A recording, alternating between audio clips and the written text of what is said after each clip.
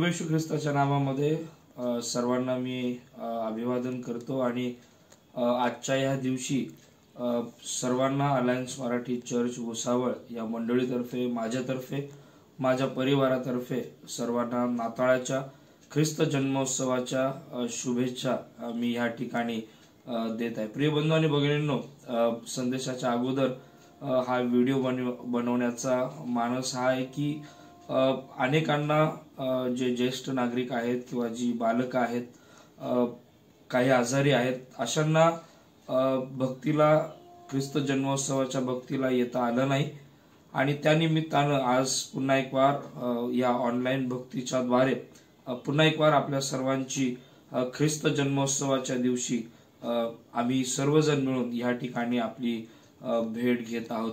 आतापर्यंत ज्या प्रकारे तुम्ही आम्हाला सहकार्य केलं, ज्या प्रकारे तुम्ही हर एक परिणाम आमच्यासाठी मंडळीसाठी प्रार्थना केल्या, मी प्रभू येशू ख्रिस्ताच्या नावामध्ये या मंडळीचा पाळक या नात्याने आपल्या सर्वांचे मनापासून मी आभार मानतो, कृतज्ञता व्यक्त करतो की आपण आपला मोलाचा वेळ खर्च करून भक्तीमध्ये सामील झालात, आमच्यासाठी सेवा कार्यासाठी या मंडळीसाठी आपण प्रार्थना केलीत। अशीच प्रार्थना, असंच सहकार्य सदैव आमच्या पाठीशी असू द्या। सेवा कार्यासाठी प्रार्थना करा, या मंडळीसाठी प्रार्थना करा। तुमच्या प्रार्थनांची, तुमच्या सहकार्याची आम्हाला नितांत गरज आहे। पुन्हा एक वार माझ्या मंडळीच्या तर्फे आणि माझ्या परिवाराच्या तर्फे आमचे जे शाखाधिकारी आहेत, त्याचप्रमाणे आमचं जे पंचमंडळ आहे, या सर्वांकडून नाताळाच्या ख्रिस्त जन्मोत्सवाच्या तुम्हाला हार्दिक शुभेच्छा आहेत। देवबाप आपल्या सर्वांना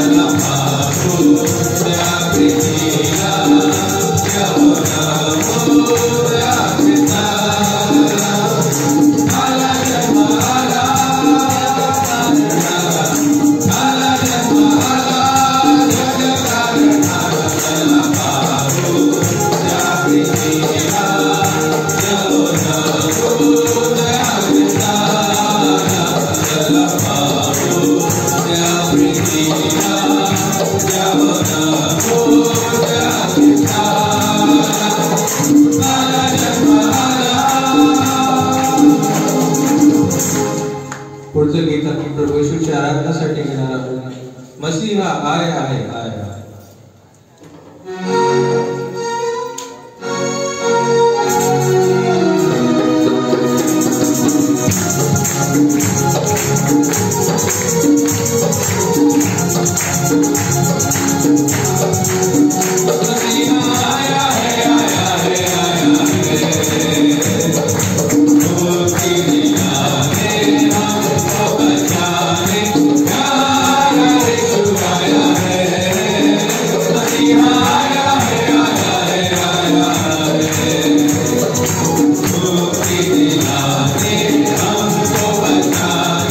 Yeah.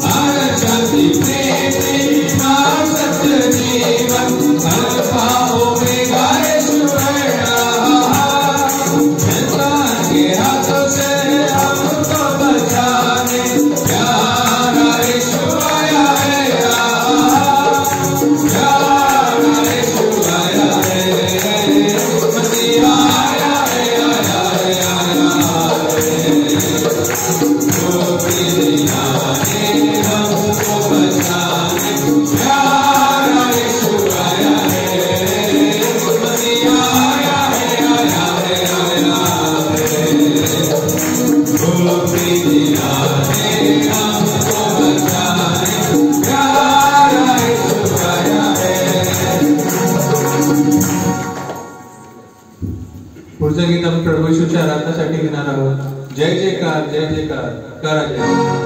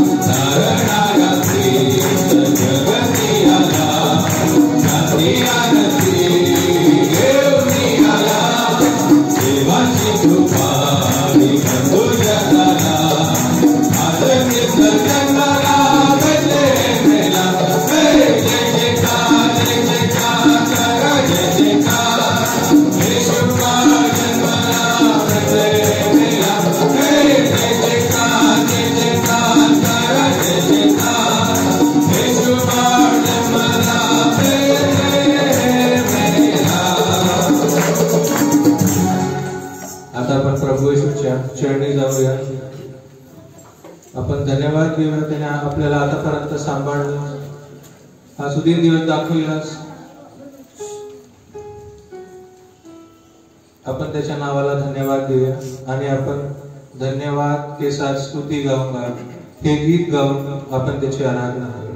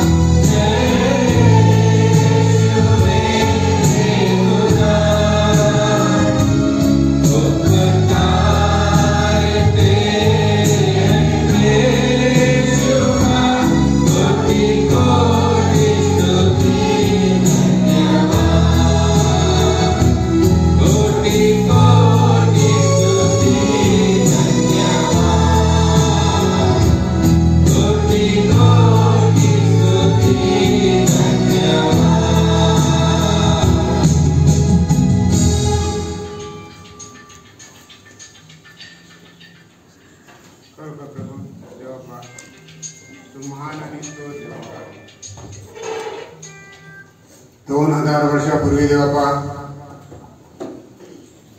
देवदूत पृथ्वी तलावर येऊन त्यांनी जी सुवार्ता मेंढपाळांना सांगितली प्रभू की आज तुम्हासाठी दाविदाच्या नगरात ख्रिस्त जन्मला आहे। आणि देवबापा ते मेंढपाळ सर्व काही सोडून तू या दर्शनासाठी जे जे काय करत निघाले।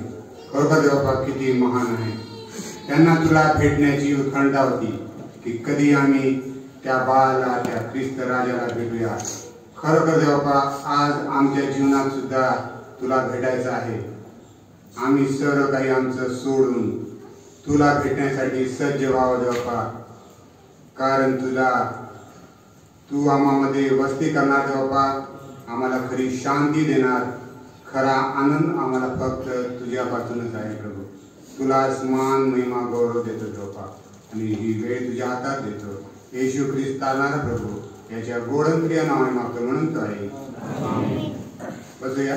आणि सर्वांना नाताळाच्या शुभेच्छा अलायन्स मराठी चर्चच्या सर्व मंडळीकडून, त्याचप्रमाणे पंच मंडळ आहे, सर्व शाखाधिकारी आहेत आणि मी माझा परिवार ह्या सर्वांकडून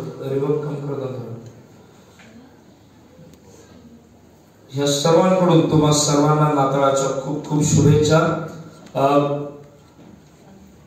कोविड-19च्या ह्या काळामध्ये आपण आपला सण साजरा करत आहोत आणि म्हणून सोशल डिस्टन्सिंगचं पालन करणं गरजेचं आहे। आतमध्ये बसलेल्यांना पण विनंती आहे, थोडस दूर दूर बसलं, जसं आता बसलं तसं बसा। आता काय तुम्ही जागा बदलू शकत नाही, सो जसे आहात तसे तुम्ही बसलेले आहात। पण बाहेर जर कोणी जवळजवळ खुर्च्या घेऊन बसलेला असेल तर कृपा करून थोड्या खुर्च्या ज्या आहेत त्या लांब लांब ठेवा। कदाचित डिपार्टमेंटचा एखादा व्यक्ती येऊन त्या ठिकाणी पाहून जाऊ शकतो किंवा एखादा व्हिडिओ किंवा शूट त्या ठिकाणी तो घेऊ शकतो। हा शक्यता आहे, कारण कालच आम्हाला इंटिमेट करण्यात आले, त्यानुसार मी या सूचना तुम्हाला देत आहे। देवाच्या वचनाकडे आपण लक्ष केंद्रित करणार आहोत। मोठा आनंदाचा दिवस जर आमच्यासाठी जर काय असेल तर तो म्हणजे ख्रिस्त जन्मोत्सव आहे। ख्रिस्ताच्या जन्माचा उत्सव साजरा करणं हे अनेक मंडळांमध्ये अनेक ठिकाणी होत आहे। आज काही ठिकाणी ख्रिस्त जन्मोत्सव साजरा होत नाही, कारण त्यांना भक्तीची परवानगी देण्यात आलेली नाही। आणि अशा कठीण प्रसंगामध्ये ते ज्या ठिकाणी आहेत, ज्या घरामध्ये आहेत आणि त्याच ठिकाणी ते त्यांचा नाताळाचा सण, त्यांचा असणारा ख्रिसमस ते त्या ठिकाणी साजरा करत आहेत।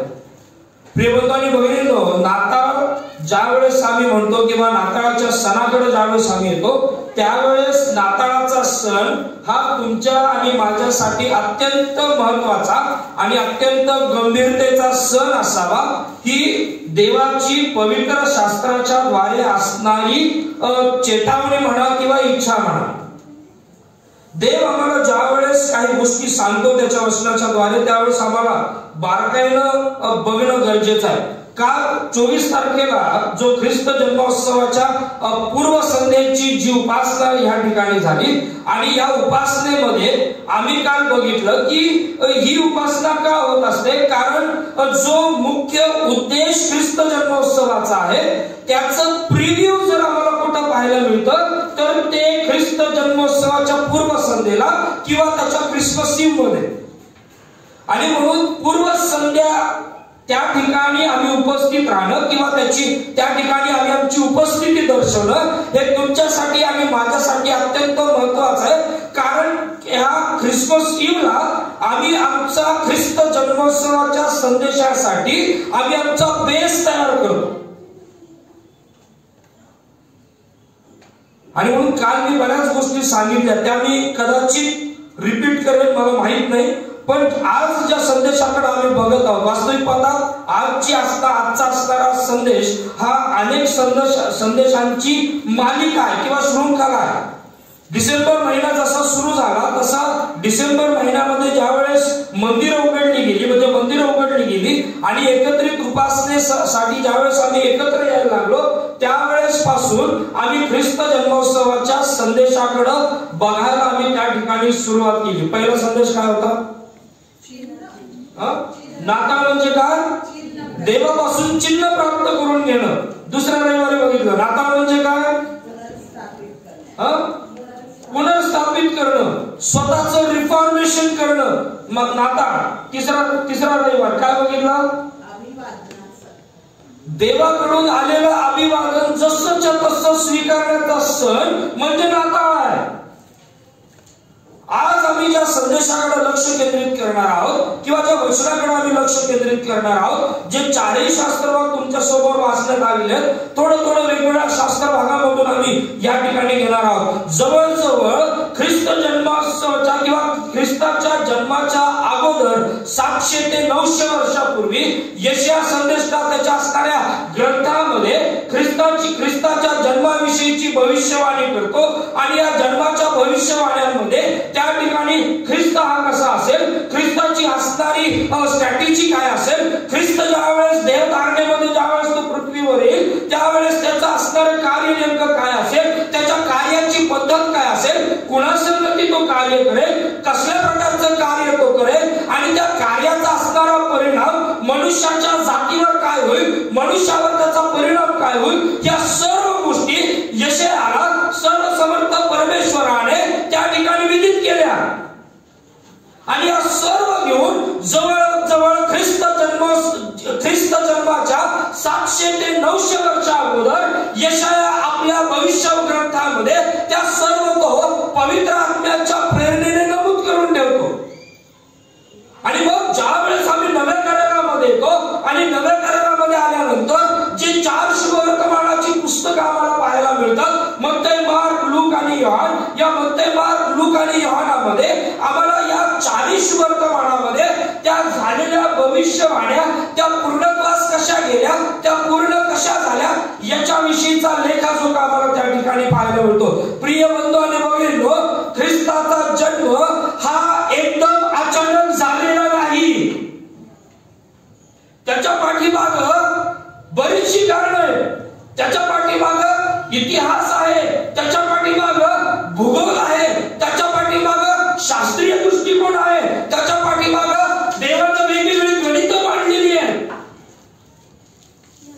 आणि म्हणून ज्या वेळेस आम्ही ख्रिस्ताच्या जन्माकडे ज्यावेळेस आम्ही लक्ष देत आहोत त्यावेळेस आम्हाला गांभीर्यानं ख्रिस्ताच्या जन्माकडे बघणं अतिशय गरजेचं आहे. ख्रिस्ताचा जन्म किंवा ख्रिस्त जन्मोत्सव हा कपड्या लत्त्यांमध्ये नाही. ख्रिस्ताचा जन्मोत्सव हा आमच्या घरामध्ये आम्ही किती काय करत आहोत याच्यामध्ये सुद्धा नाही. ख्रिस्ताचा जन्मोत्सव, ख्रिस्ताचा जन्म जर आम्हाला बघायचा असेल तर ख्रिस्ताला या पदस्तंभावर बघणं गरजेचं आहे. त्यावेळेस त्याच्या जन्माचं गांभीर्य तुम्हाला आणि मला त्या ठिकाणी सांगता येईल. आणि म्हणून प्रिय बंधू आणि भगिनींनो, आज ज्या वचनाकडे आम्ही लक्ष केंद्रित करणार आहोत, लूक शुभवर्तमान याचा पहिला अध्याय काढा.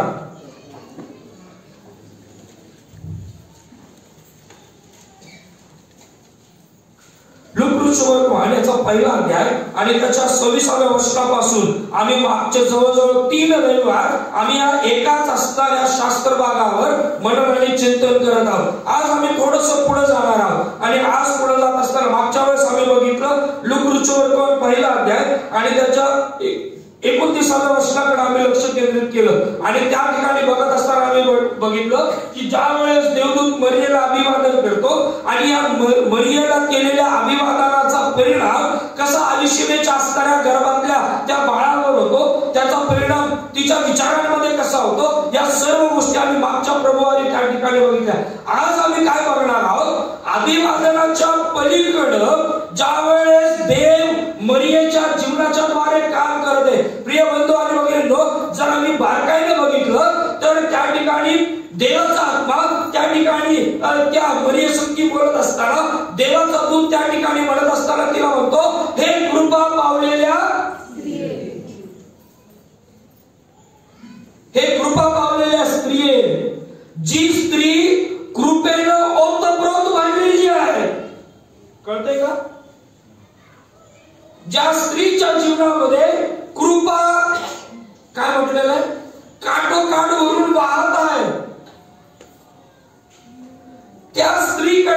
देतो आणि तो म्हणतो की हे कृपा पावलेल्या स्त्री आहे. आणि हे म्हटल्यानंतर वास्तविक पाहता आता जी कृपा तिच्यावर देवानं ऑलरेडी केलेली आहे, आता तिचं एक महत्वाचं काम आम्हाला त्या ठिकाणी दिसतं. आणि ते महत्वाचं काम म्हणजे आता जी कृपा पावलेली स्त्री आहे, आता तिला एक महत्वाचं काम करायचंय. She has to be dispenser of grace. कळतं का? आता तिला ती जी कृपा आहे ना, आता ती इतरांपर्यंत पोहोचवायची आहे. आणि म्हणून देवानं तिची निवड केली, यासाठी ती कृपा पावलेली आहे. आणि जी कृपेवर कृपा आमच्यावर करण्यात आली. योहान सुसमाचार पहिला अध्याय आणि 16वे वचन काय म्हटलेलं आहे? त्याच्या पूर्णतेतून आम्हा सर्वांना कृपेवर कृपा मिळाली. कृपा पावलेली स्त्री ही एका अशा व्यक्तीला जन्माला घालते पवित्र आत्म्याच्या प्रेरणेने की जो व्यक्ती कृपेवर कृपा करतो. कळतंय का? जो व्यक्ती कृपेवर कृपा करू लागतो, ज्या व्यक्तीच्या द्वारे आमच्या जीवनामध्ये सार्वकालिक जीवनाची हमी येते, ज्या व्यक्तीच्या द्वारे आमच्या जीवनामध्ये समेट आणि शांती येते, ज्या व्यक्तीच्या द्वारे आमच्या जीवनामध्ये नीतिमत्ता दिसू लागते, ज्या व्यक्तीच्या असणाऱ्या जन्माच्या द्वारे आमचं जीवन हे एकदम बदलून जातं, आमच्या जीवनाचा कायापालट होतो. कृपा पावलेल्या स्त्री. पुढे आल्यानंतर आम्ही जर बघितलं ना तर 29 झालं, 30वा वचन झालं, 31वा वचन झालं आणि त्याच्यानंतर 32वा 33वा वचन झालं. 34व्या वचनामध्ये आल्यानंतर आजचा असणारा संदेशाचा मूळ गाभा जर कशामध्ये तर तो आहे 34व्या वचनामध्ये. लूक वर्तमान पहिला अध्याय आणि 34वा वचन त्या ठिकाणी म्हणतो, मरियेने देवदूताला म्हटले, हे कसे होईल कारण मला पुरुष ठाऊक नाही. पवित्र शास्त्रामध्ये अनेक प्रश्न आहेत. काही प्रश्न हे होकारार्थी आहेत, काही प्रश्न नकारार्थी आहेत. पण ज्यावेळेस आम्ही या नव्या करारामध्ये ज्यावेळेस ख्रिस्त जन्मोत्सवाच्या किंवा ख्रिस्ताच्या जन्माशी निगडीत असणाऱ्या प्रश्नांकडे ज्यावेळेस आम्ही लक्ष केंद्रित करतो, त्यावेळेस आम्हाला बरेच प्रश्न आम्हाला त्या ठिकाणी दिसून येतात. आणि हे जे प्रश्न आहेत हे अनेक वेळेस आमच्या असणाऱ्या भूतकाळावर, वर्तमान काळावर आणि भविष्य काळावर ह्या प्रश्नांची मक्तेदारी किंवा या प्रश्नांचं असणारे इम्प्रेशन आम्हाला आमच्या जीवनामध्ये दिसून येतं. काही वर्षापूर्वी म्हणजे साधारणपणे 1934 मध्ये ज्याप्रमाणे ख्रिस्ताच्या जन्माची वार्ता पवित्र शास्त्रामध्ये नमूद करण्यात आली, त्याचप्रमाणे जगामध्ये सुद्धा काही लेकरांच्या जन्माची वार्ता त्या ठिकाणी नमूद करण्यात आली. ओंटारिओ कॅनडा नावाच्या एका देशामध्ये त्या ठिकाणी अनेक बालकांचा जन्म झाला. ज्या बालकांनी, ज्या बाळांनी, ज्या लेकरांनी या देशाला एक वेगळ्या प्रकारचा टुरिस्ट रेव्हेन्यू उपलब्ध करून दिला आणि त्याची दखल त्या असणाऱ्या कॅनडाच्या असणाऱ्या त्या सरकारने त्या ठिकाणी घेतली. बालकांमुळे टुरिस्टचा असणारा जो रेव्हेन्यू आहे हा इतका मोठा झाला आणि त्याचं कंपॅरिझन नायगरा फॉल पेक्षा जास्त रेव्हेन्यू या बालकांमुळे मिळाला गेला, ही हिस्ट्रीमध्ये नोंद करण्यात आली.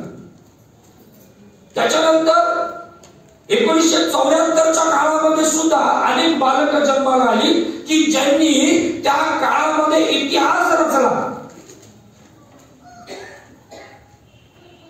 1974च्या काळामध्ये एका उभाईदाने जवळजवळ ऍट ए टाइम एकाच वेळेस 7 लेकरांना जन्माला घातलं आणि त्याची इतिहासाच्या दप्तरी त्याची नोंद झाली. 25 जुलै 1978 ला एका मुलीचा जन्म झाला आणि तिच्या जन्माविषयी त्या ठिकाणी बोललं गेलं नाही, पण तिच्या मातेला झालेली जी गर्भधारणा आहे, ज्या प्रकारे तिला जी प्रेग्नन्सी राहिली, ज्या प्रकारे तिला कन्सीव्ह झालं, त्याची चर्चा जास्त झाली. कारण 25 जुलै 1978 साली पहिलं टेस्ट ट्यूब बेबी उदयास आला. जगामध्ये जन्माला येणाऱ्या बालकांची दखल त्या ठिकाणी फार वेगवेगळ्या स्वरूपामध्ये घेतली. पण एक अशी गोष्ट झाली की ज्या एका बालकाच्या जन्माने जगाचा इतिहास बदलून टाकला. एका बालकाच्या जन्माने जगाच्या आध्यात्मिकतेचा कायापालट केला. एका बालकाच्या जन्माने जगाची असणारी आत्मिक पातळी ही फार वेगळ्या उच्च प्रतीला नेऊन ठेवली. आणि पवित्र शास्त्र त्या बालकाच्या जन्माविषयी फार स्पष्टपणे बोलतं. आणि प्रिय बंधूंनी बघितलो, तुम्ही आणि मी आज त्याच बालकाच्या जन्माचं सेलिब्रेशन करण्यासाठी जमलेलो आहोत. प्रिय बंधूंनी बघितलो, आम्ही त्या बालकाविषयी बोलत आहोत. पवित्र शास्त्रामध्ये सुद्धा अनेक बालक जन्माला आली की ज्या बालकांनी त्या ठिकाणी इतिहास त्या ठिकाणी पवित्र शास्त्रामध्ये रचला. आम्हाला अब्राहमाचा इसहाक आठवणं गरजेचं आहे. आम्हाला त्या देवानं मानोहाला दिलेला तो शमशोन आठवणं गरजेचं आहे. आम्हाला त्या हन्नेला दिलेलं ते शमूएल बाळ आठवणं गरजेचं आहे. त्या जकर्या आणि अलिशिबेला दिलेला तो बप्तिस्मा करणारा योहान आठवणं गरजेचं आहे की ज्या या बालकांनी सर्वसमर्थ परमेश्वरासाठी ख्रिस्ताचा मार्ग तयार करण्यासाठी त्या ठिकाणी आपलं सर्वस्व दिलं.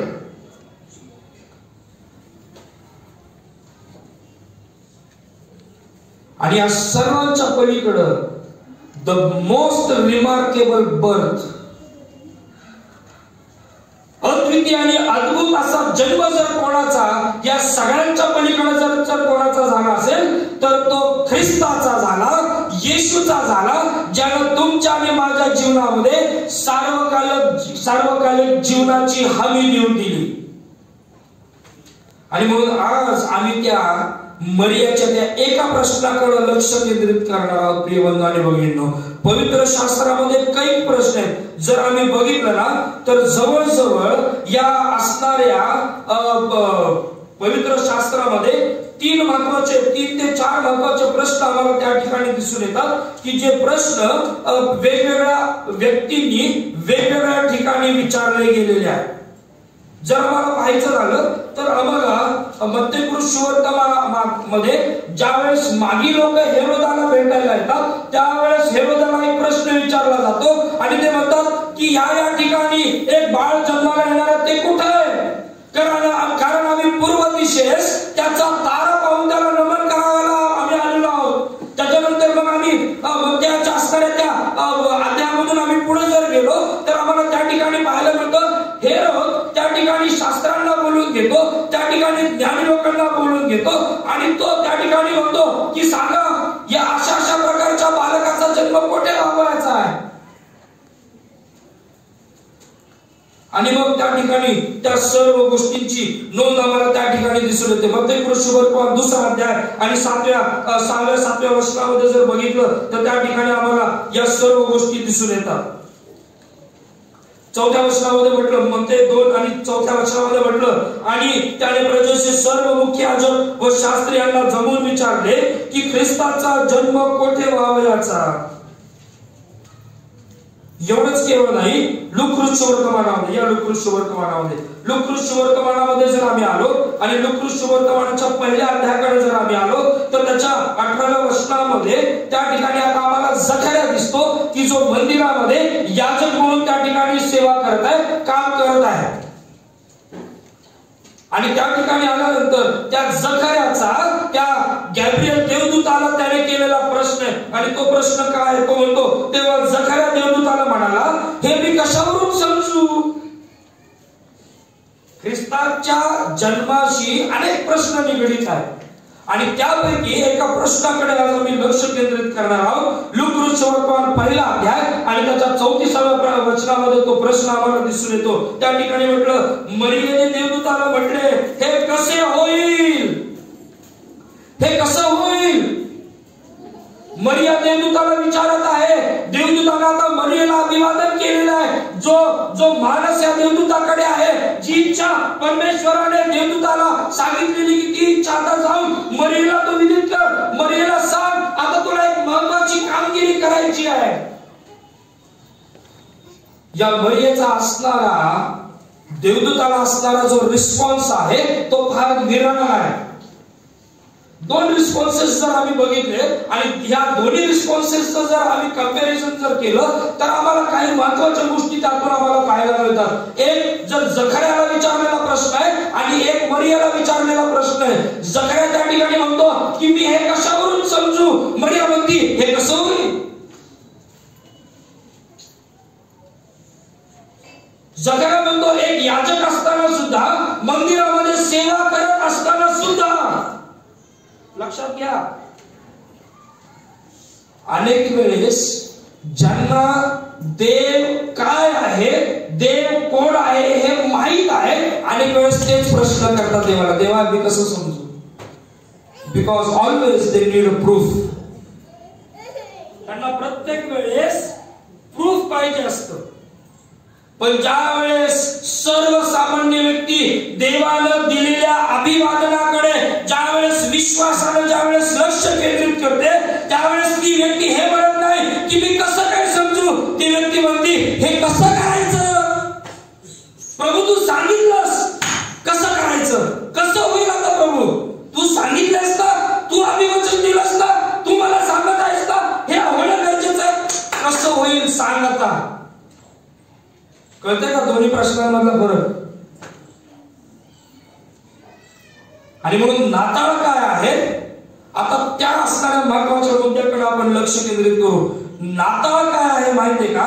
तर नाताळ हा ख्रिस्ताच्या, देवाच्या त्या अद्भुत कार्यासाठी स्वतःला सुसज्ज करण्याचा सण आहे. मरियेने स्वतःला सज्ज केलं. येते का लक्षामध्ये? हो का नाही? या वर्षात सुट्ट्या फारच झाल्या, इतके आळसावले हो म्हणायला पण आम्ही.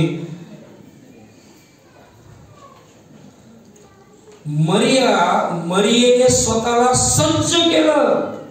जे अभिवादन तिला स्वीकारलं, ज्या अद्भुत असणाऱ्या त्या अभिवादनाकडे ज्या मरियेने लक्ष दिलं, आता ती त्या देवदूताला म्हणत आहे हे कसं होईल? ती म्हटलेलं आहे मी कशावरून समजू तू देवाचा दूत आहेस? ती हे नाही म्हणाली तू खरंच देवापासून आला का, पहिलं ते प्रूफ कर. ती हे नाही म्हणाली की तू खरंच देवापासून आला का, मला पुरावे आण. नाही नाही नाही, ती या गोष्टींकडे तिनं बघितलंच नाही. ती म्हटली तिला हे माहित आहे की ही जी घटना माझ्या संगती होत आहे ती का होत आहे आणि ती कोणामुळे होत आहे. कारण ऑलरेडी या देवाच्या दूतानं तिला एक सुंदर रीतीनं अभिवादन केलेलं आहे आणि तिला तो म्हणतो की हे कृपा पावलेल्या स्त्रिये. and she knows. तिला चांगल्या रीतीने माहिती आहे माझ्या संगती जो संधान साधत आहे हा कोण आहे, माझ्या संगती जो संधान साधत आहे हा मला काय सांगत आहे. आणि म्हणून प्रिय बंधू आणि भगिनींनो, ज्यावेळेस आम्ही या सर्व गोष्टीकडे लक्ष केंद्रित करतो ना, त्यावेळेस आम्हाला काही गोष्टी समजून घेणं गरजेचं आहे. लोकवृक्षवर्तमानाच्या असताना पहिल्या अध्यायामध्ये आम्ही ज्यावेळेस येतो त्यावेळेस आम्हाला हे समजून येतं. त्या ठिकाणी 34व्या वचनामध्ये मरिया देवदूताला म्हणते हे कसे होईल, कारण मला पुरुष ठाऊक नाही. देवदूताने उत्तर दिले पवित्र आत्मा तुझ्यावर येईल आणि परस्पराचे सामर्थ्य तुझ्यावर छाया करेल. या कारणाने ज्याचा जन्म होईल त्याला पवित्र देवाचा पुत्र असे होतील. प्रिय बंधू आणि भगिनींनो, जवळजवळ 700 ते 800 वर्षापूर्वी जी भविष्यवाणी यशाच्या ग्रंथामध्ये करण्यात आली होती, जी भविष्यवाणी जवळजवळ हजारो वर्षापूर्वी उत्पत्तीच्या ग्रंथामध्ये करण्यात आली होती. उत्पत्तीचा ग्रंथ 3रा अध्याय आणि त्याच्या 15व्या वचनामध्ये जी स्त्रीविषयी संतती आहे जी भविष्यवाणी करण्यात आली होती. त्याच्यानंतर दुसरे शमूएल याच्या 7व्या अध्यायामध्ये जी भविष्यवाणी करण्यात आली होती. आता त्या भविष्यवाणीला मरिया पूर्ण होत असताना दिसत आहे. मरियेच्या द्वारे ती पूर्ण होत असताना दिसत आहे. प्रिय बंधू आणि भगिनींनो, आम्हाला हे नीट समजून घेणं गरजेचं आहे. आणि म्हणून अनेक वेळेस जर ख्रिस्तीत्वावर आघात जर आज कुठे होत आहे तर तो कुमारिकेपासून ख्रिस्ताचा जन्म झाला ही जी वाक्य रचना आहे किंवा ही जी संज्ञा आहे, ही जी व्याख्या आहे, त्याच्यावर अनेक लोक, अनेक टीकाकार, अनेक जण क्रिटिकल इव्हॅल्युएशन करणारे जे लोक आहेत ते ह्याच्यावर आज बोट ठेवत आहेत. प्रिय बंधू आणि भगिनींनो, थोडंसं स्पष्ट रीतीने सांगतो, ख्रिस्ताचा जन्म हा नैतिक जन्म आहे, अनैतिक जन्म नाही.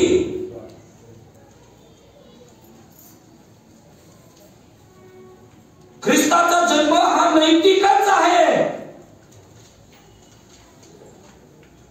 का माहितीये का? कारण मत्याचं सुवर्तमान पहिला अध्याय आणि 18 वचन.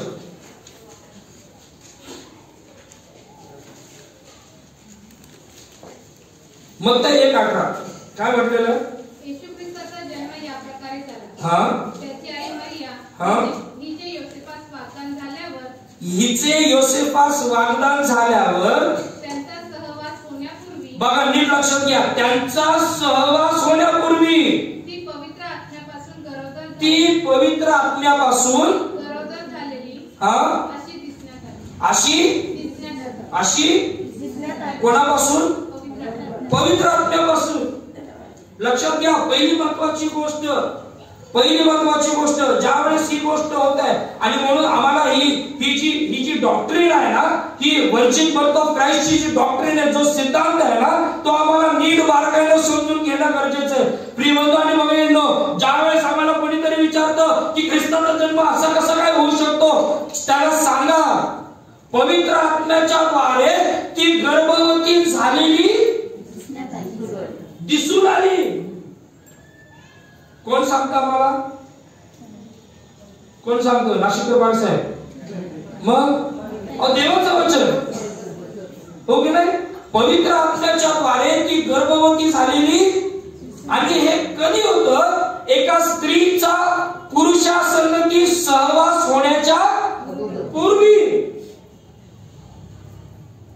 एक लेकरू जन्मण्यासाठी ज्या गोष्टींची गरज असते ती गोष्ट या ठिकाणी होत नाहीये, ती बाब या ठिकाणी होत नाहीये. जो निसर्गाचा नियम आहे त्या निसर्गाच्या नियमाला बगल देऊन, त्या निसर्गाच्या नियमाला बाजूला ठेवत पवित्र आत्मा या ठिकाणी कार्यरत झालेला आम्हाला दिसून येतो. आणि तुम्हाला सांगू का प्रिय बंधू आणि भगिनींनो, वो कॉर्डलेस माईक आहे का भाई? तुम्हाला सांगू का, एक नीट लक्षात घ्या, अनेक वेळेस काळ उत्पत्तीचा ग्रंथ 2रा अध्याय,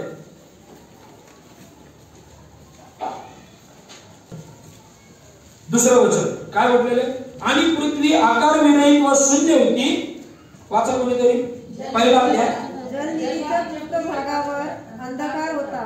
जलनिधीच्या पृष्ठभागावर अंधकार होता. पुढे. आणि देवाचा आत्मा जलावर काय तळपत राहिला? देवाचा आत्मा. मरिया गर्भवती झाली पवित्र आत्म्याने.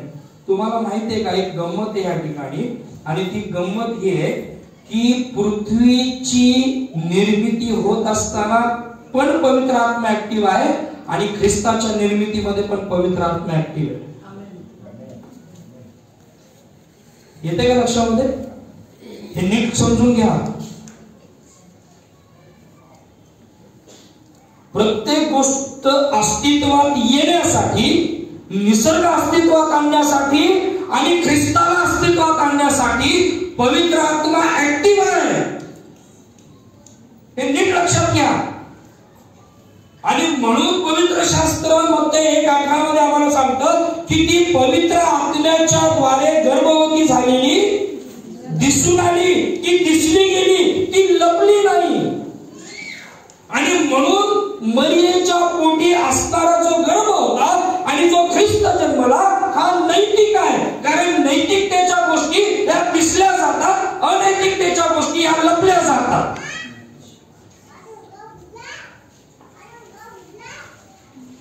हे नीट लक्षात घ्या. आणि म्हणून जर आम्ही या कुमारिकेची असणारी जो जन्माचा जो सिद्धांत आहे ना, जर आम्ही ह्याला बगल देत आहोत ना, तर आम्ही जवळजवळ 4 महत्वाच्या सिद्धांताला आम्ही बगल देतो. If we skip the doctrine of virgin birth, we skip 4 more major doctrines. पवित्र शास्त्राच्या 4 महत्वाचे असणारे सिद्धांत आम्ही त्या ठिकाणी स्किप करतो, ज्याला म्हटलेले डॉक्ट्रिन ऑफ स्क्रिप्चर. पवित्र शास्त्रच हे देवाचं वचन आहे, हा सिद्धांत आम्ही त्या ठिकाणी स्किप करतो. त्याच्यानंतर ख्रिस्ताचं दैवत्व आम्ही त्या ठिकाणी स्किप करतो. त्याच्यानंतर ख्रिस्त हा मनुष्य होता, म्हणजे doctrine of humanity of Christ, हा सिद्धांत सुद्धा आम्ही त्या ठिकाणी स्किप करतो. आणि त्याच्यानंतर हे 3 जर आम्ही स्किप करतो, याचा अर्थ डॉक्ट्रिन ऑफ ग्रेस, कृपेचा सिद्धांत जो आहे, तो कृपेचा सिद्धांत सुद्धा आम्ही स्किप करतो. प्रिय बंधू आणि भगिनींनो, कुमारिकेच्या पोटी जन्माला आलेला ख्रिस्त येशू हा तितका महत्वाचा, ते आम्ही समजून घेणं गरजेचं आहे. आणि म्हणून प्रिय बंधू आणि भगिनींनो, ज्या वेळेस या ठिकाणी विचारलं गेलं हे कसं होईल, हे कसं होईल, त्याचं उत्तर फार प्रामाणिकपणे देवाचं वचन आम्हाला त्या ठिकाणी देते. प्रिय बंधू आणि भगिनींनो, मरिया आता अशा टप्प्यावर उभी आहे, ती वाग्दत्त आहे. तिचा सहवास होण्यापूर्वी देवदूत त्या ठिकाणी येतो, गॅब्रिएल देवदूत त्या ठिकाणी येतो आणि तिला देवाचं असणारं अभिवादन त्या ठिकाणी तो देतो. आणि मरियेचा प्रामाणिक प्रश्न आहे, ही असणारी कथा ही कल्पोकल्पित कथा नाहीये, ही कोणीतरी बनवलेली, कोणीतरी तयार केलेली कथा नाहीये. मरियेचा त्याला हा प्रामाणिक रिस्पॉन्स आहे, आणि तो रिस्पॉन्स हा आहे की हे कसं होईल. हेरोदाचा पण प्रश्न तोच होता, मागे लोकांचाही प्रश्न तोच होता, जखऱ्याचा सुद्धा प्रश्न तोच होता. नाताळ तुमच्यासाठी आणि माझ्यासाठी काय प्रिय बंधू भगिनींनो, तर देवाच्या कार्यास सज्ज होण्याचा सण आहे. कसला सण आहे? देवाचं अद्भुत कार्य जे देव माझ्याद्वारे इतरांपर्यंत पोहोचू इच्छितो, त्या कार्यासाठी सज्ज होण्याचा सण आहे. मला सांगू द्या, देवानं तुम्हाला आणि मला एका विशिष्ट उद्देशानं निर्माण केलेलं आहे. आम्हाला असंच निर्माण केलेलं नाहीये. माझं नाव स्वप्नील हे फार बारकाईने ठेवण्यात आलेलं आहे. माझी जडणघडण देवानं करत असताना फार बारकाईने केलेली आहे, इतकी बारकाईने केलेली आहे की माझ्या बुबुळाचा रंग काय असावा हे सुद्धा देवानं ठरवलेलं होतं. कधी? माझा जन्म होण्यापूर्वीच. लक्षात घ्या. आणि म्हणून देवाकडे तुमच्यासाठी आणि माझ्यासाठी एक अद्भुत आणि अलौकिक योजना आहे. आणि म्हणून त्या योजनेसाठी आम्हाला सज्ज होणं गरजेचं आहे. लेचपिचं बसून राहणं गरजेचं नाही. नाताळ आम्हाला त्या गोष्टीचं रिमाइंडर देत आहे, मरियेच्या जीवनाच्या द्वारे, ख्रिस्ताच्या जन्माच्या द्वारे, की आम्हाला देवाचं जर काम आमच्याद्वारे व्हायचं असेल तर ते पहिलं आमच्या मध्ये होणं गरजेचं आहे. लक्षात येते का? आणि म्हणून नाताळ काय आहे तर देवाच्या अद्भुत कार्यासाठी सज्ज होण्याचा सण आहे. मरिया सज्ज झाली आणि मरियेनं फार अद्भुत रीतीने देवदूताला विचारलं. काय विचारलं? हे कसं होईल? ज्याला देवाचं कार्य पुढे न्यायचंय ना, तो आडेवेळे घेत नाही. येशू एक दाखला सांगतो ना, ज्याला कोणाला माझ्या पाठीमागे यायचं त्याने आपलं सगळं सोडावं आणि माझ्या मागे यावं. कोणीतरी म्हणतो मी माझ्या कोणाला बोलून येतो? खरंच मेला होता का? बातमीला नव्हता बरं का. लक्षात घ्या. अनेकांना वाटतं ते वाचन करत असताना अरे खरंच या विचाराचा वडील गेले असतील म्हणून हा म्हणतो मला बोलून. नाही, तसं नाही. त्याचा अर्थ हा प्रिय बंधू भगिनींनो, तो इनडायरेक्टली येशूला म्हणतोय, जोपर्यंत मी माझ्या वडिलांना मूठ माती देत नाही तोपर्यंत तुझ्या मागे मी येणार. हा, पहिलं मला जगाचं करू दे बाबा, सगळं करू दे मस्त पैकी, सेटल होऊ दे, मग सगळं काय उरलं सुरलं असेल मग मी कधी आफ्टर. हा बोल बोला, तुमच्याकडनंच येतं उत्तर, मला गरज नाही बोलायची. आफ्टर. हा, कामात असताना 4 आकडी 5 आकडी पगार घेत असताना बोलायचं नाही. जे काय बोलायचं ते आफ्टर रिटायरमेंट. प्रिय बंधू आणि भगिनींनो, देवाला असे लोक नको. देवाला आळशी लोक चालत नाही. जे देवाच्या कार्यासाठी 24/7 कळतं का, 24 जे अवेलेबल आहेत ना ते देवाला चालतात आणि देव त्यांना आशीर्वादित करतो. नाताळाचा सण तो आहे की देवाच्या कार्यासाठी सज्ज राहणं, सुसज्ज स्वतःला करणं. आणि म्हणून मर्या म्हणते हे कसं होईल, प्रभूने मला सांगितलेलं आहे ना, माझ्या कर्मी एका अशा बाळाचा जन्म होणं गरजेचं आहे की जे बाळ इतरांना सार्वकालिक जीवनाची हमी देणारे, जे बाळ इतरांसाठी सार्वकालिक जीवनाचं कार्य त्या ठिकाणी करणारे, मी अशा बाळाला जन्माला घालणार आहे की जे बाळ या जगाचं कल्याण करणार आहे. मी अशा लेकराला जन्माला घालणार आहे की जे लेकरू या जगाच्या कल्याणासाठी, जगाच्या पापक्षालनासाठी आपलं सर्वस्व त्याला स्तंभावर देणार आहे. प्रभू आता सांग पुढं काय करायचं, हे कसं करायचं सांग आता लवकर.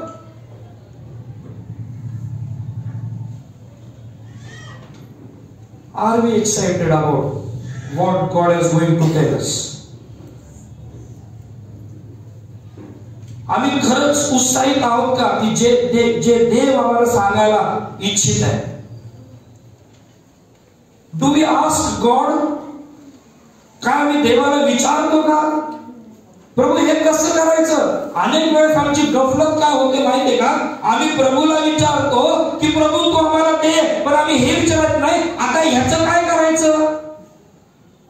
येते का लक्षामध्ये? प्रभू विमान दे, अरे करायचं काय? प्रभू हे दे, अरे त्याचं करणार काय तू? प्रिय बंधू आणि भगिनींनो, अनेक वेळेस आमची गफलत तिथं आहे, अनेक वेळेस आमची गफलत तिथं आहे. आम्ही देवाकडून मागतो पण आम्ही त्याचं असणारं जे वर्किंग स्ट्रॅटेजी आहे ना ती आम्ही जगाप्रमाणे त्याची बांधणी करतो. लक्षात येते का? नीट समजून घ्या. माझा एक मित्र आहे, त्याला ती ऍक्टिव्हा चालवायची खूप सवय, त्याला पायातल्या गिअरची गाडी चालवता येत नाही, स्कूटर चालवता येत नाही, बाकीच्या गाड्या चालवता येत नाही. एकदा त्याच्या हातात दिली रिक्षा. आता जर खड्डा आला, माणूस आला तर तो पाय टेकवायचा. ह्याच्याकडे दिली रिक्षा, त्या रिक्षातनं जाता जाता खड्डा आला, ह्याने रिक्षातनं पाय बाहेर काढला. देव असं काम करत नाही. देव अशा पद्धतीने आमच्या जीवनामध्ये काम करत नाही. देव फार सिस्टमॅटिकली आमच्या जीवनामध्ये काम करतो, फार परफेक्शन मध्ये देव आमच्या संगती काम करतो. आणि म्हणून देवासाठी आम्हाला सज्ज होणं गरजेचं आहे. यासाठी जे देव आम्हाला देते ते देवाच्याच इच्छेमध्ये आम्ही ते कॅरी फॉरवर्ड करणं गरजेचं आहे. देवाच्याच इच्छेमध्ये त्याचं असणारी बांधणी करणं गरजेचं आहे. देवाच्याच इच्छेमध्ये त्याचा रिझल्ट देणं गरजेचं आहे. आणि म्हणून प्रिय बंधू आणि भगिनींनो, आम्ही नीट हे समजून घेणं गरजेचं आहे. देवाच्या कार्यासाठी सज्ज होण्याचा सण जर काय असेल तर तो नाताळ. आणि म्हणून जखर्या हा एक याजक असताना सुद्धा, जखर्या हा एक मंदिरामध्ये त्या असणाऱ्या स्थानामध्ये जाऊन त्या ठिकाणी कार्य करत असताना सुद्धा तो प्रभूला त्या ठिकाणी विचारतो की प्रभू याचं काय चिन्ह आहे, त्याचा काय पुरावा आहे, हे कसं होईल? पण मरिया त्या ठिकाणी बोलत असताना ते म्हणते, प्रभू तू सांगितलेलंस, आता हे कसं करायचं ते सांग, हे कसं करायचं सांग. वाचावर लूकरूचवर पहिला अध्याय आणि त्याचं 35वा वचन. देवदूताने उत्तर दिले, पवित्र आत्मा तुझ्यावर येईल आणि परात्पराचे सामर्थ्य तुझ्यावर छाया करेल. ह्या कारणाने त्याचा जन्म होईल. नीट लक्षात घ्या. 35वा वचन होतं, देवदूताने उत्तर दिले, पवित्र आत्मा तुझ्यावर येईल आणि परात्पराचे सामर्थ्य तुझ्यावर छाया करेल. या कारणाने ज्याचा जन्म होईल त्याला पवित्र देवाचा पुत्र असे म्हणतील. 2 विशेषण. जो जन्माला येईल त्याला पवित्र म्हटलं जाईल आणि जो जन्माला येईल त्याला देवाचा पवित्र आत्म्याने गर्भरूप झालेली दिसून आली. तिचा जन्म कसा आहे? पवित्र आहे. तो कोणाचा मुलगा आहे? देवाचा पुत्र आहे. लक्षात येते का? कनेक्टिव्हिटी आली लक्षात? बंधू आणि बहिणींनो, आम्हाला नीट समजून घेणं गरजेचं. आता बघा 35व्या वचनामध्ये 2 महत्वाच्या गोष्टी देवदूत तिला सांगतो. पहिली महत्वाची गोष्ट तो तिला सांगतो. बघा तिचा प्रश्न, हे कसं होईल? बरोबर, हे कसं होईल? आता याचं असणारं मेकॅनिझम काय असेल? हे कसं होईल? एखादी गोष्ट मला आता ती कार्यान्वित करायची आहे. मला तुम्ही निवडलेला आहात, चांगली गोष्ट आहे, उत्तम गोष्ट आहे. आता हे कसं होणार माझ्या जीवनात? 2 महत्वाच्या गोष्टी देवाचा दूत तिला सांगतो 35व्या वचनामध्ये. त्या ठिकाणी म्हटलं, देवदूताने उत्तर दिले, पवित्र आत्मा. पहिली महत्वाची गोष्ट, पवित्र आत्मा तुझ्यावर येईल. पवित्र आत्मा तुझ्यावर येईल. पुढे काय म्हटलं?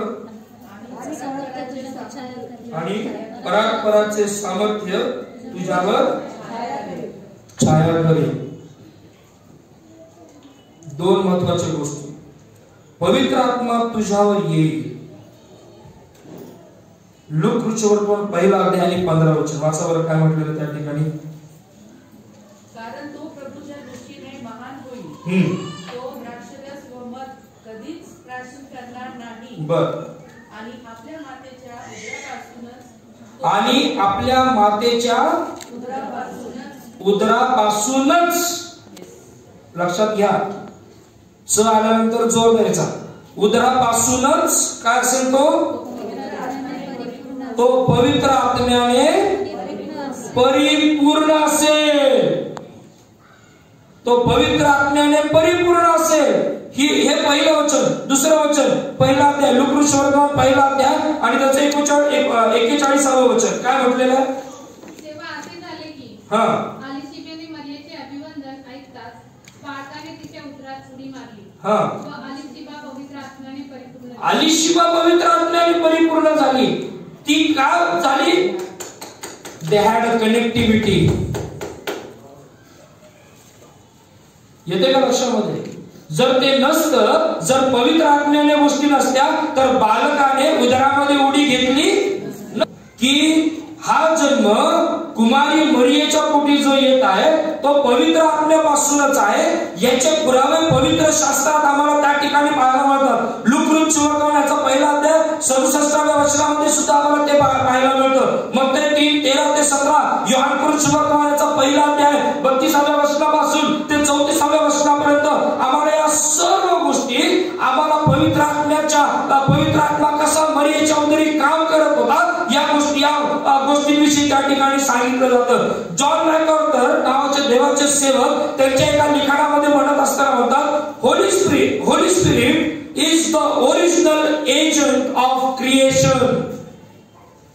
पवित्र आत्मा हा जणू काय एक एजंट प्रमाणे निसर्गाच्या निर्मितीमध्ये कार्य करत होता आणि तोच पवित्र आत्मा ख्रिस्ताच्या निर्मितीमध्ये, देहधारणेमध्ये सुद्धा तो त्या ठिकाणी कार्य करत होता. म्हणून प्रिय बंधूंनो, ख्रिस्ताचा जन्म कोणापासून? पवित्र आत्म्यापासून. ख्रिस्ताचा जन्म नैतिक, ख्रिस्ताचा जन्म पवित्र. ख्रिस्त हा देवाचा पुत्र.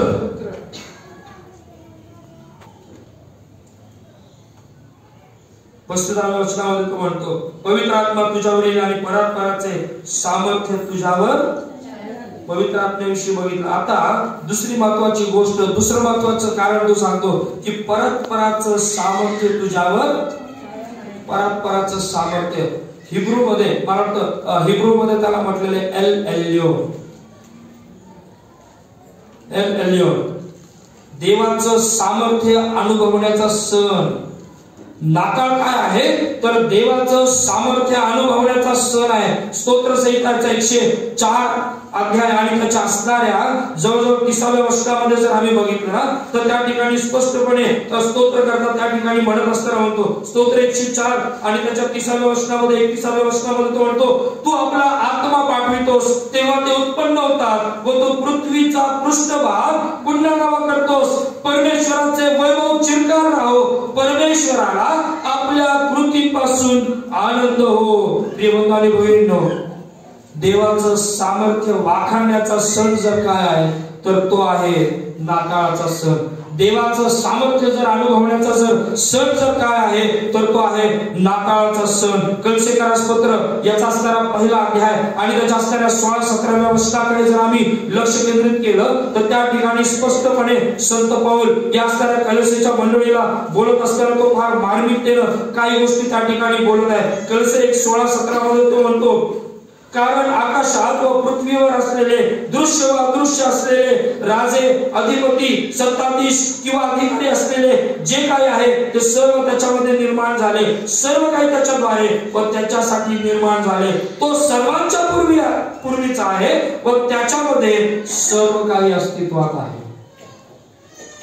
हे बंधू आणि भगिनींनो, पराचं सामर्थ्य छायाकरण. आता छायाकरण या शब्दाकडे मी तुम्हाला घेऊन जातो. तुम्हाला माहिती आहे का मत्ती सुवर्तमानाच्या असणाऱ्या 17व्या अध्यायाच्या त्या काही वचनांमध्ये जर बघितलं तर आम्हाला येशूचं रूपांतर झालेलं दिसून येतं. माहितीये का? ज्याला इंग्लिश मध्ये काय म्हटलेलं आहे? ट्रान्सफिगरेशन. ओके, येशूचं रूपांतर होत असताना दिसत आहे. आता त्या असणाऱ्या 5व्या वचनामध्ये जर आम्ही बघितलं, मत्ती 17:5 मध्ये जर आम्ही बघितलं तर या मत्ती 17:5 मध्ये जर आम्ही त्या ठिकाणी जो शब्द प्रयोग केलेला आहे बघा तुम्ही. मत्ती 17:5 मध्ये मी कंपॅरेटिव्ह यासाठी देतो की तुम्हाला ते समजून यावं. मत्ती 17:5 मध्ये जर आम्ही बघितलं तर त्या ठिकाणी म्हटलेले, तो बोलत आहे तो पहा तेजस्वी मेघाने त्यांच्यावर काय केली. ते जे झालं ना तेच या ठिकाणी झालं. मरियेसंगती जे झालं तेच येशूचं रूपांतर होत असताना झालं. कारण त्या ठिकाणी जो शब्द वापरला गेला, मला वाटतं एपिस्कियाझो, ग्रीक मध्ये एपिस्कियाझो हा जो शब्द वापरला गेला, हा शब्द या दोन्ही ठिकाणी एक वेळेस वापरला गेला. आणि म्हणून रूपांतर होत असताना ज्या ढगांनी छाया केली त्या ठिकाणी त्याच प्रकारे पवित्र आत्म्याचं किंवा देवाचं सामर्थ्याची जी छाया आहे ती मरियेच्या जीवनावर त्या ठिकाणी दिसून आली. देवाचं सामर्थ्य तुझ्यावर छाया करेल. It will overshadow. आणि येशूच्या रूपांतराच्या वेळेस पण हा शब्द वापरला गेला. प्रिय बंधू आणि भगिनींनो, लक्षात घ्या. आता या शब्दाचा मूळ अर्थ जर आम्ही घेतला ना तर त्याला इंग्लिश मध्ये म्हटलेली इंग्लिशची फ्रेज आहे टू इन्फ्लुएन्स. काय करणार? To influence. आता जर बारकाईने जर आम्ही जर बघितलं तर ह्या शब्दाचा जर आम्ही जर बारकाईने जर विचार केला तर इब्री लोकासपत्र याचा 12वा अध्याय आणि त्याच्या असणाऱ्या पहिल्या वचनामध्ये आम्हाला त्या ठिकाणी त्या ठिकाणचा संदर्भ आम्हाला लागू शकतो. इब्री लोकासपत्र याचा पहिला 12वा अध्याय आणि पहिलं वचन काय म्हटलेलं आहे? तर मग आपण इतक्या साक्षीरूपी मेघाने वेढलेले आहोत. आणि म्हणून सण काय आहे, नाताळ काय आहे की त्या ख्रिस्ताच्या पडछायेमध्ये जगणं. नाताळ हा नाताळ म्हणजे काय? देवाच्या कार्यासाठी सज्ज होणं. नाताळ म्हणजे काय तर देवाचं कार्य आमच्या जीवनात कसं त्या ठिकाणी रिलीज केलं जाईल ह्याचा विचार करणं. नाताळ म्हणजे काय? देवाच्या नीतिमत्वाचा अनुभव घेणं. नाताळ म्हणजे काय? देवाच्या पडछायेमध्ये राहणं. आणि म्हणून प्रिय बंधूंनी बघितलं, ख्रिस्त हा पवित्र आहे, ख्रिस्त हा देवाचा पुत्र आहे, ख्रिस्त हा तुमच्यासाठी आणि माझ्यासाठी शांती म्हणून या जगामध्ये आला, ख्रिस्त तुमच्या आणि माझ्यासाठी या जगामध्ये आला. ख्रिस्ताच्या कर्मी आमच्या जीवनामध्ये न भूतो न भविष्यती अशी कृपेवर कृपा झाली, शब्द देही झाला आणि त्याने आमच्यामध्ये वस्ती केली. प्रिय बंधूंनी बघितलं, असा हा ख्रिस्त की ज्याने तुमच्यासाठी आणि माझ्यासाठी, बाहेर जो गोंधळ करण्याचा कमी करा बरं लेकरांचा. प्रिय बंधूंनी बघितलं, असा हा ख्रिस्त की जो तुमच्यासाठी आणि माझ्यासाठी जो अद्भुत प्रकारे कार्य करत आहे. शेवटच्या काही गोष्टी सांगेन मग मी थांबेन. ख्रिस्ताने तुमच्यासाठी आजही कार्य करत आहे हे आमच्या लक्षात कधी येईल, ज्या वेळेस आम्ही या ख्रिस्ताच्या वधस्तंभाकडे बघू त्यावेळेस. जॉन स्टॉर्ट देवाचे सेवक त्याच्या एका लिखाणामध्ये म्हणत असताना म्हणतात, he was born to die, तो मरण्यासाठी जन्मला. येशूचं येणं यासाठी झालं की त्याने तुमच्या आणि माझ्या पापांसाठी त्या वधस्तंभावर मरण सहन करावं. ख्रिस्ताचा जन्माची गाथा, ख्रिस्ताच्या जन्माच्या सत्यतेची पडताळणी ही तोपर्यंत अपुरी आहे जोपर्यंत त्या ख्रिस्ताच्या जन्माच्या दरम्यान आम्ही त्या वधस्तंभाकडे आमचा फोकस सेट करत नाही तोपर्यंत. आणि म्हणून प्रिय बंधू आणि भगिनींनो, we can celebrate Christmas without carols. We can celebrate Christmas without programs. We can celebrate Christmas without buying new clothes. But we cannot celebrate Christmas without Christ. ख्रिस्ताशिवाय ख्रिस्त जन्मोत्सव आम्ही नाही साजरा करू शकत. एक वेळ कॅरल शिवाय चालून जाईल, ख्रिस्ताशिवाय चालणार नाही. आणि म्हणून प्रिय बंधू भगिनींनो, ख्रिस्त जन्मोत्सव काय आहे तर तो अभिवादनाचा सण आहे. ख्रिस्त जन्मोत्सव काय आहे, देवाचं चिन्ह प्राप्त करून घेण्याचा सण आहे. ख्रिस्त जन्मोत्सव काय आहे, स्वतःचं रिफॉर्मेशन करण्याचा सण आहे. प्रिय बंधू भगिनींनो, 1914 साली एक महत्वाची गोष्ट झाली. शांत राहूया. जर्मनच्या बॉर्डरवर एक अद्भुत अशी घटना झाली. 1914 साल काय झालं बरं या 1914 साली? पहिलं महायुद्ध झालं, हो की नाही?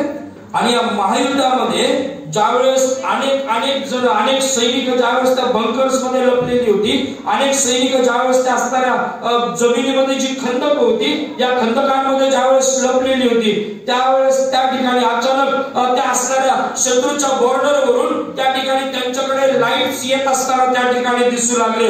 आणि या ठिकाणी असणारी ही जी जर्मन आर्मी आहे, ही जर्मन आर्मी त्या ठिकाणी आता त्यांनी आपापले असणारे जे मशीन गन्स आहेत, त्यांच्याकडे असणारी जे काही हत्यार आहेत, शस्त्र आहेत, ते त्या ठिकाणी घेऊन त्या ठिकाणी सज्जतेने उभे राहिली. तोफा त्या ठिकाणी तयार झाल्या, त्या तोफांमध्ये दारूगोळे भरण्यात आले. सर्व काही सुरू झालं. 1-2 ठिकाणी त्या ठिकाणी असणाऱ्या बॉम्बचा मारा सुद्धा त्या ठिकाणी झाला.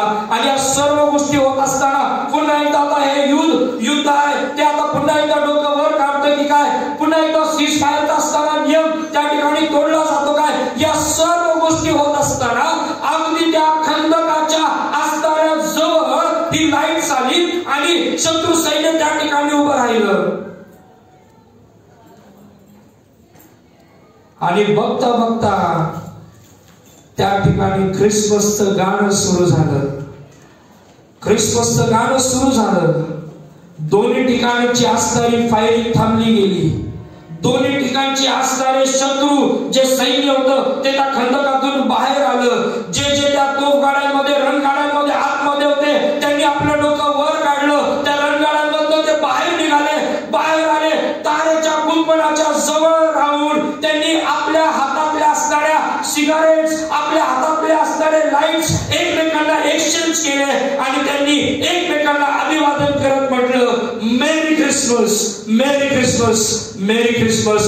ख्रिस्त जन्मोत्सव जरी आम्ही शत्रू आहोत तरी आम्ही एकमेकांना एकमेकांसंगती अभिवादन करण्याचा सण हो. व फर्स्ट वर्ल्ड वॉर मधल्या सैनिकांनी ते प्रॅक्टिकली करून दाखवलं.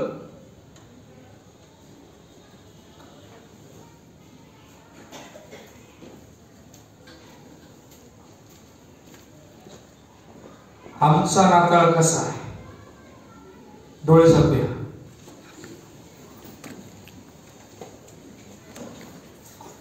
आमचा नाताळ कसा आहे?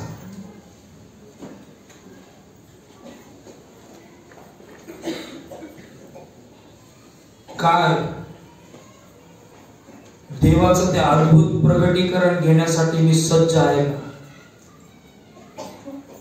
मर्या सज्ज झाली आणि मर्याने मागचा पुढचा विचार न करता ती म्हणाली, हे कसं होईल प्रभू, मला सांग,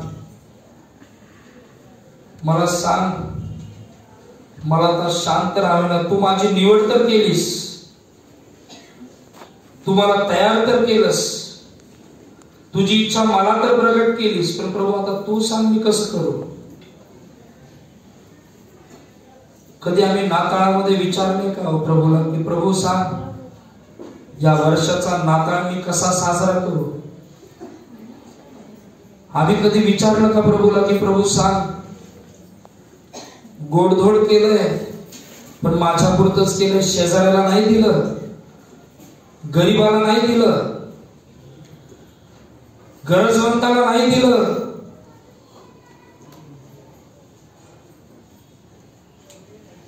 नाताळ अभिवादनाचा सण आहे. काय राहिलं का या नाताळाच्या दिवसामध्ये करण्याचं?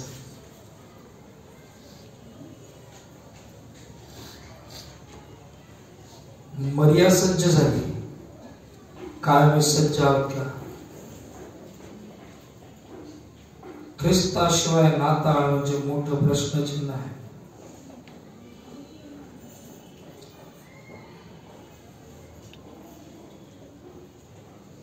कारण तो ख्रिस्त आजही आमच्यासाठी कार्य करत आहे. He was born to die. प्रभू आम्ही सर्व काही तुझ्या हातामध्ये समर्पित करतो. या नाताळाच्या दिवशी सर्व मान, महिमा, गौरव, आदर आणि सन्मान दे बाबा आम्ही तुला देतो. कारण स्तवनामध्ये बसणारा तू आमचा जिवंत देबाप झालास. तुझी दया, तुझी कृपा, तुझी करुणा तू आमच्या जीवनामध्ये पुन्हा एक वार नवी केलीस. शब्ददेही झालास. तू आमचा मूर्तिमंत शांती झालास. तुझ्याद्वारे समेट आणि शांती आमच्या जीवनामध्ये आली. तुझ्याद्वारे कृपेवर कृपा आमच्या जीवनामध्ये आली. तू आमचा इम्मानुएल झालास. तू आमचा मंत्री झालास. तू अद्भुत देव, समर्थ देव, सनातन पिता, शांतीचा अधिपती झालास. प्रभू किती आणि किती गोष्टी तू आमच्यासाठी केल्यास. प्रभू आम्ही त्या सर्व गोष्टी तुझ्या हातामध्ये समर्पित करतो. माझ्या स्वतःचं समर्पण मी तुझ्या हातामध्ये करतो आणि प्रार्थना करतो दे बापा, तुझ्या कृपेमध्ये, तुझ्या समक्षतेमध्ये मार्गक्रमण करण्याची तुझी कृपा दे.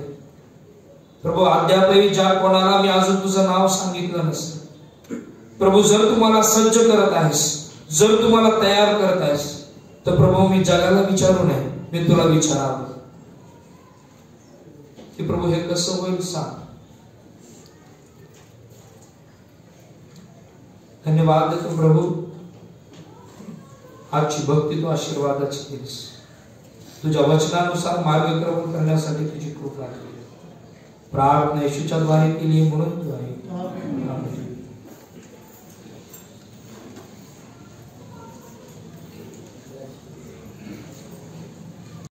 आपण स्वतःला सुसज्ज करायला खरं देवाची योजना आहे. ख्रिस्ती विश्वासणाऱ्यांसाठी प्रभू परमेश्वर देवापर्यंत काहीतरी हेतू आहे. जन्मापासून मृत्यूपर्यंत आपण स्वतःला आपण काहीतरी देवाच्या कार्यासाठी आपला जन्म झालेला आहे हे आपण ओळखावे आणि त्याप्रमाणेच आपण प्रभू परमेश्वराच्या मार्गात चालावे. ज्यांना प्रभू येशूच या भूतलावर येण्याचं रहस्य कळलंय, खरोखर देवा त्यांना आशीर्वादित करणारे आजच्या वचनाबद्दल प्रभूची स्तुती असतो की जे वचन आपल्यापर्यंत आपल्या मंडळीचे पात्र स्वप्नील नाशिकर हे आले त्यांनी दिलेलं आहे. बरोबर मी त्यांचे आभार मानणार नाही, परंतु त्यांच्या जीवनासाठी आणि त्यांच्या सेवा कार्यासाठी मी अधिक आणि अधिक प्रभू परमेश्वराकडे प्रार्थना करेन की त्यांचं जीवन प्रभू परमेश्वराने अधिक आणि अधिक भरभराटीचं करावं. त्यांच्या कुटुंबियासाठी आणि सर्वांसाठी माझी आणि माझ्या मंडळीची हीच प्रार्थना आहे की देवा त्यांना अधिक आणि अधिक उंच करावं आणि त्याच्या सेवेत तत्पर असं ठेवावं. येशू ख्रिस्ताला मान महिमा यापुढे आपण होईल. त्याच्यानंतर प्रभूने शिकवलेली प्रार्थना सुवर्ण देवा परात्पर आशीर्वाद घेऊन हालेलुया ह्या गीताच्या द्वारे आपण भक्तीचा समारोप करणार आहोत. भक्ती ज्यावेळेस भक्तीचा समारोप होईल त्यावेळेस मागच्या बेंचने जे आहेत ते बाहेर पडतील, पण त्याच्या अगोदर जे मान्यवर आपल्यामध्ये त्यांचं अभिष्ट चिंतन करणं, त्यांचा सत्कार आपल्याला करायचा आहे. ते झाल्यानंतर आपण बाहेर जाणार आहोत. बाहेर समर्पणाची प्रार्थना होईल आणि ही प्रार्थना होत असताना सोशल डिस्टन्सिंगचं भान आपल्याला ठेवायचं आहे आणि जे नियम आहेत त्या नियमांना कुठल्याही प्रकारे आपण बगल देणार नाही, तर ते सन्मानाने आपण त्या ठिकाणी पाळणार आहोत. प्रार्थना करू, डोळे झाकू. गौरव जिवंत देव बाबा, मी पुन्हा एक वार तुझ्या नावाला धन्यवाद देतो, तुझी उपकार स्तुती करतो यासाठी देव बापा, कारण स्तवनामध्ये बसणारा तू आमचा जिवंत देव बापा आहेस. तुझी दया, तुझी कृपा, तुझी करुणा आजही आमच्या जीवनामध्ये तू नवी केलीस. आम्ही भस्म झालो नाही, ही केवळ तुझी दया आणि तुझी कृपा आहे. आणि म्हणून ख्रिस्त जन्मोत्सवाचा असणारा हा आनंद प्रभू आम्ही साजरा करत असताना प्रभू आम्ही तुझ्या नावाला धन्यवाद देतो, तुझी उपकार स्तुती करतो की आजची भक्ती आम्हा प्रत्येकासाठी तू आशीर्वादाची केलीस. तुझी दया, तुझी कृपा तू पुरवलीस. ख्रिस्त जन्मोत्सव हा प्रभूजी घेण्यात नाही तर देण्यामध्ये आहे, हे तुझ्या वचनाच्या द्वारे तू आम्हाला कळवलंस. ख्रिस्त जन्मोत्सव हा तुझ्या सेवेसाठी सज्ज होण्याचा सण आहे, एकमेकांवर प्रीती करण्याचा सण आहे, एकमेकांना सन्मानित करण्याचा सण आहे. प्रभू या सर्व गोष्टी तू आम्हाला विदित केल्यास आम्ही त्याबद्दल तुझे आभार मानतो. प्रार्थना करतो इथून विभक्त होत असताना तू आमच्या संगती राहा, आमचा सहाय्यकर्ता, मार्गदर्शक, पुढारी तू. प्रभूजी बाहेर गेल्यानंतर लोकार्पणाचा जो सोहळा आहे तोही आम्हा प्रत्येकासाठी तू आशीर्वादाचा तू कर. ज्यांच्या करवी ह्या सर्व गोष्टी झालेल्या आहेत प्रभू, आम्ही त्या प्रत्येक व्यक्तीला तुझ्या गौरवशाली हातामध्ये समर्पित करतो. त्या प्रत्येक नगरसेवकास, आमदार साहेबांना, नगराध्यक्ष साहेब आहेत आणि बाकीचे त्यांचे सर्व सहकारी आहेत प्रभू, त्या प्रत्येकाला आम्ही तुझ्या हातामध्ये समर्पित करतो. प्रत्येकाला तुझ्या ज्ञान, विवेक, चातुर्याने तू भर. तुझ्या प्रत्येक कार्याच्या द्वारे तू त्यांचं प्रभूजी त्यांच्या जीवनाच्या द्वारे तुझं कार्य करून घेणारा तू त्यांचा जिवंत ते बाप तू हो. प्रभू परमेश्वर आम्ही प्रार्थना करतो भुसावळ शहरासाठी जे ओझं तू दिलेलं आहेस प्रभूजी, आम्ही भुसावळ शहरासाठी प्रार्थना करतो. शासकीय, निमशासकीय कर्मचारी असतील, पदाधिकारी असतील, या भुसावळ शहराच्या विकासाच्या संदर्भामधले प्रश्न असतील, ते प्रत्येक गोष्टी आम्ही तुझ्या हातामध्ये देतो आणि प्रार्थना करतो या प्रत्येकाला तुझ्या ज्ञान, विवेक, चातुर्याने तू भर. आणि प्रभूजी या भुसावळ शहराचा विकास करत असताना लागणाऱ्या प्रत्येक गोष्टीनं प्रभू त्यांना आशीर्वादित करणारा जिवंत देवबाप तू हो. त्यांच्या कुटुंबाला आशीर्वादित तू कर. जिवंत देवबाप आम्ही प्रार्थना करतो आमची जी कुटुंब आहेत जरी त्यांच्यापासून यदा कदाचित दूर असतील, लांब असतील, प्रभूजी त्या प्रत्येकाला आशीर्वादित तू कर. आजारपणामुळे ज्यांना येता येत नाही प्रभूजी अशांची काळजी घेणारा जिवंत देवबाप तू हो. आरोग्य देणारा देवबाप तू हो आणि तुझ्या नावाचं गौरव करून घे. या महामारीमध्ये, या कोरोनाच्या संकटामध्ये प्रभू आम्ही सर्वजण अडकलेलो असताना लवकरात लवकर हे संकट दूर व्हावं आणि पुन्हा एकदा मोठ्या आनंदाने प्रभूजी आम्हाला आमच्या शहरामध्ये आणि आमच्या आजूबाजूच्या गोष्टींमध्ये प्रभूजी आम्हाला चांगल्या रीतीने वावरता यावं यासाठी विशेष करून तुझी कृपा तू दे. इथून पुढची सर्व वेळ तुझ्या हातात दे. प्रार्थना ख्रिस्त येशूच्या द्वारे केली म्हणून तू आहे. आमेन. हे आमच्या स्वर्गातील बाबा, तुझे नाम पवित्र मानले जाव, तुझे राज्य येवो, जसे स्वर्गात तसे पृथ्वीवर. तुझ्या इच्छेप्रमाणे आमची रोजची भाकर आज आम्हास दे आणि जसे आमच्या गुन्हा सोडले तसेच तू आमची गुन्हे आम्हास सोड आणि आम्हास परीक्षेत आणू नकोस तर आम्हास काटापासून सोडे, कारण की राज्य, सामर्थ्य आणि गौरव ही सर्व काळ तुझीच आहे. आमेन.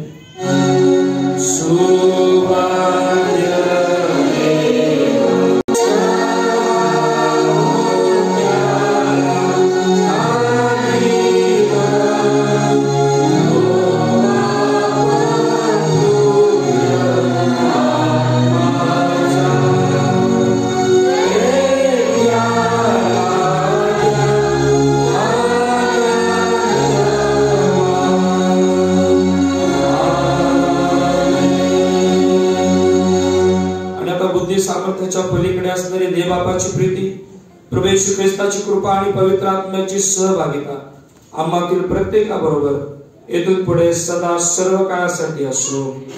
आमेन. बसूया.